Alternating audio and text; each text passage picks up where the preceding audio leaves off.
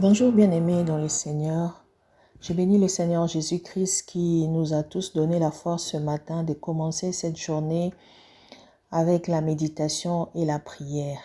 Je remercie aussi Jésus-Christ de nous avoir protégés pendant toute la nuit. Il a combattu le bon combat pour nous pour que ce matin, nous ayons encore la grâce de pouvoir nous lever, respirer et vaquer à nos occupations. N'oublie jamais de dire merci à Dieu chaque matin car ce n'est pas un acquis, mais c'est une grâce qu'il nous accorde. Nous allons partager aujourd'hui dans le livre de 1 Timothée, le chapitre 3. Nous allons lire à partir du 1er jusqu'au 5e verset que j'ai lu au nom de Jésus. Cette parole est certaine. Si quelqu'un aspire à la charge d'évêque, il désire une œuvre excellente. Il faut donc que l'évêque soit irréprochable, mari d'une seule femme, sobre, modéré, réglé dans sa conduite, hospitalier, propre à l'enseignement. Il faut qu'il ne soit ni adonné au vin, ni violent, mais indigent, pacifique, désintéressé.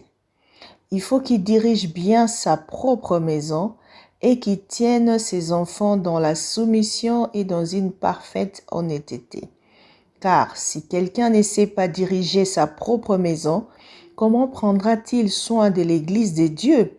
Bien-aimé, comment prendra-t-il soin de l'Église de Dieu si quelqu'un ne sait pas diriger sa propre maison? C'est pourquoi aujourd'hui nous allons partager sur la qualification des responsables de l'Église.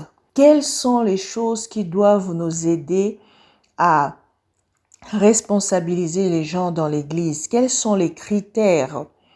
Comment pourrions-nous dire cette personne est qualifiée pour être responsable à l'Église?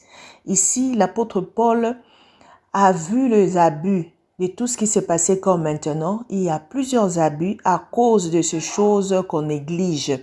Bien aimé, l'Église de Dieu, c'est la maison de Dieu où nous devons avoir des gens élevés, des gens qui s'appuient sur la vérité et qui nous fait vivre la vérité et qui marchent dans la doctrine que les apôtres nous ont laissée. Bien aimé, nous devons savoir que l'apôtre Paul nous a laissé quelques critères pour nous aider à placer les hommes qu'il faut dans les places qu'il faut. Celui qui va être un responsable, celui dont on peut mettre un responsable ou un diacre dans l'église, il ne faut pas qu'il soit un nouveau converti. Pourquoi? Parce que lorsque vous mettez un nouveau converti, lorsqu'il sera élevé, lorsque les gens commenceront à lui donner des honneurs, parce que tous ceux qui sont élevés en dignité méritent quelques honneurs, il va tomber sous le jugement du diable dans l'orgueil. Il va penser qu'il est tellement excellent qu'il pensera que si on l'enlève de là pour mettre une autre personne, ça devient un problème. Et c'est ce qu'on voit aujourd'hui dans les églises. On élève un bébé spirituel et il gâche tout. Il pense que si on l'a mis là, c'est parce qu'il est le plus intelligent ou le plus compétent et il fait n'importe quoi. Il n'obéit plus à rien, il arrête même de grandir. Il ne faut pas non plus qu'il soit quelqu'un qui a un mauvais témoignage. Donc, cela implique un bon témoignage au dehors. Vous devez vous investiguer de la vie de cette personne dans son quartier, dans sa maison, pour qu'il ne soit pas un agent du diable que vous avez passé là pour détruire l'église. Donc, vous voyez que ces choses-là ne doivent pas être prises en légère. Celui qu'on veut mettre aussi comme responsable à l'église doit être un homme honnête, éloigné de la duplicité, des excès de vin, d'un gain de sordide. Il doit savoir conserver le mystère de la foi dans une conscience pure. Parce que nous avons vu autrefois qu'à cause de tout ce qui se passe dans le monde, beaucoup aujourd'hui, ils ont fait naufrage à la foi. C'est-à-dire quelqu'un qui n'est pas bien mature, bien mûr, vous le placez quelque part, il commence à voler, il commence à faire n'importe quoi dans l'église et Il fait naufrage lui-même et il va encore attirer beaucoup de gens dans cette situation. Aujourd'hui, on commence à parler du vol dans l'église, des détournements dans l'église, la débauche des hommes de Dieu. C'est incroyable. Tout cela parce qu'on a négligé la parole de Dieu. Car j'ai toujours dit que tous nos problèmes ont des solutions dans la parole de Dieu. Raison pour laquelle nous devons toujours méditer la parole de Dieu qui nous montre le chemin de la vie éternelle et la volonté de Jésus-Christ. Il faut en plus, celui qu'on veut mettre comme responsable à l'église, qu'on l'éprouve d'abord, qu'on l'exerce ensuite, on peut voir s'il doit rester ou qu'il ne doit. Vous voyez même ici, on peut même faire les essais. Si les hommes dans le monde font des stages, pourquoi pas dans l'église? Parce que si vous l'éprouvez, vous pourrez déceler ça ou ça qu'il avait caché et comprendre que ce n'est pas l'homme qu'il faut.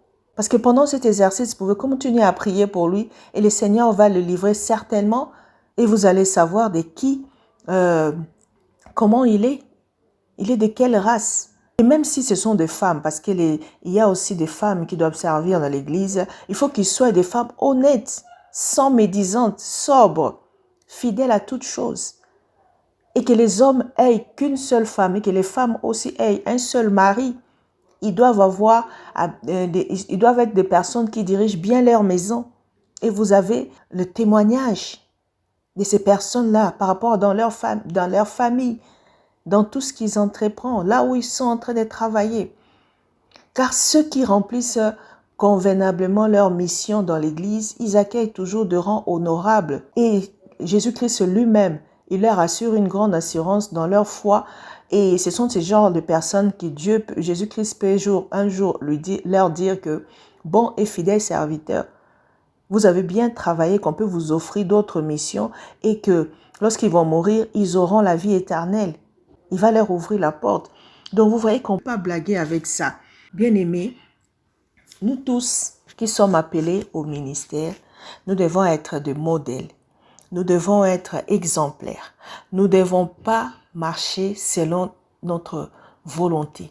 Car si vous voulez travailler pour Jésus-Christ, vous devez connaître sa volonté et faire sa volonté.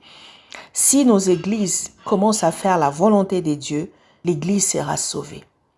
Mais si nous nous laissons diriger par les sentiments, par des doctrines de ces mondes, des doctrines des démons, des doctrines des hommes, si nous prenons des choses à la légère, aujourd'hui l'église est devenue là où les gens se perdent. Quelqu'un peut venir bien, il se perd à l'église. Dans la Bible, dans tout ce que les apôtres nous ont laissé, ils ont laissé ces choses pour que nous puissions tenir compte de comment ils ont marché et que nous fassions la même chose. J'ai toujours dit que toutes les erreurs de ma vie, tous ceux qui sont autour de moi, je n'aimerais pas les laisser faire ça. Parce que si l'apôtre Paul dit ces choses, c'est parce qu'il veut que nous puissions marcher, pas comme dans les erreurs qu'ils ont commis, mais que nous puissions être excellents. Raison pour laquelle il s'est donné nuit et jour à nous enseigner ces choses. Nous devons tenir compte de cela pour que le corps de Christ marche selon la volonté de Dieu. Bien-aimés, nous allons prier au nom de Jésus-Christ. Seigneur Dieu de gloire, je te bénis, je te loue parce que tu es digne. Je te loue, je te bénis parce que tu es celui qui élève et celui qui peut abaisser. Seigneur, je viens prier aujourd'hui pour le corps de Christ. Je viens prier pour tous les chrétiens qui sont élevés en dignité. Seigneur, ce n'est pas facile car le diable ne le rate pas. Il le calcule nuit et jour.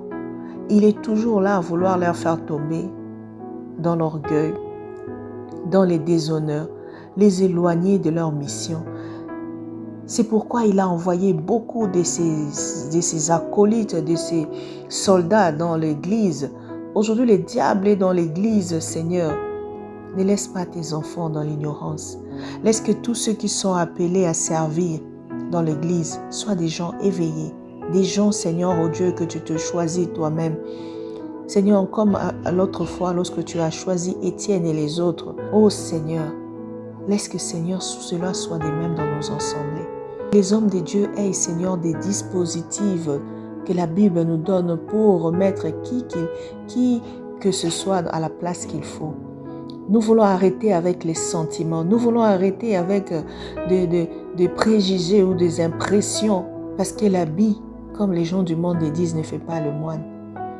Oh Seigneur, aide-nous, Seigneur Jésus, à voir Jésus-Christ dans les corps, dans les vies de tous nos responsables de l'Église. Nous voulons que lorsque nous avons un responsable, que nous voyons en lui la représentation de Jésus-Christ.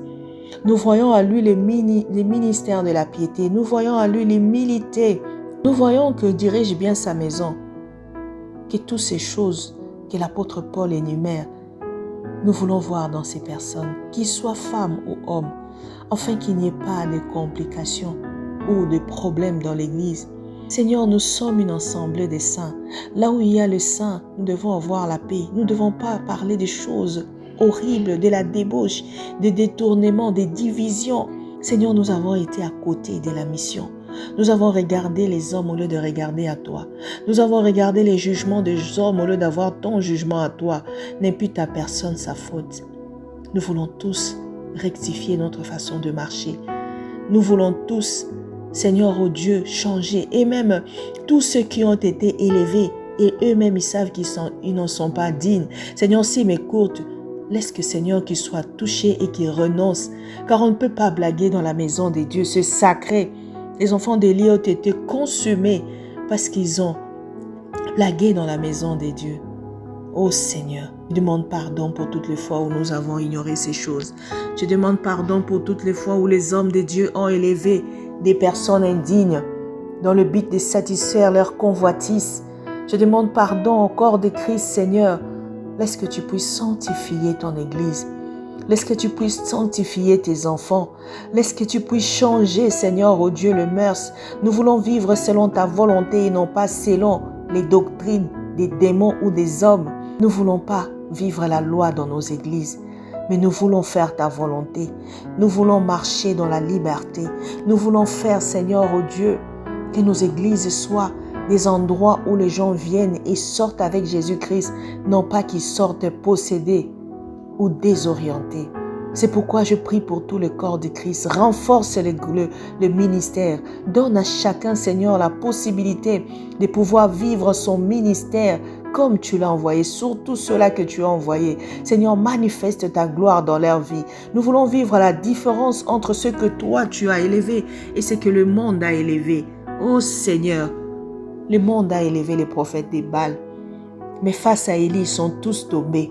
C'est pourquoi nous voulons, Seigneur, oh Dieu, pendant ce temps de tribulation, que nous voyons cette différence.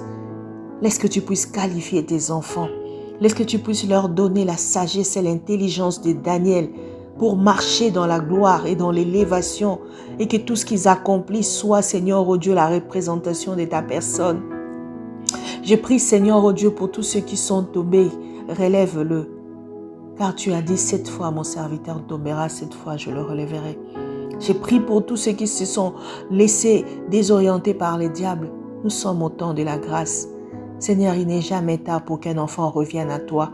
C'est pourquoi nous voulons tous, comme des enfants, Seigneur, perdus, revenir, Seigneur, dans le bon sens, revenir dans la parole, vivre la parole de Dieu, faire la volonté de Jésus-Christ et que le monde voie en nous le sel pour que nous puissions leur donner les goûts de te servir.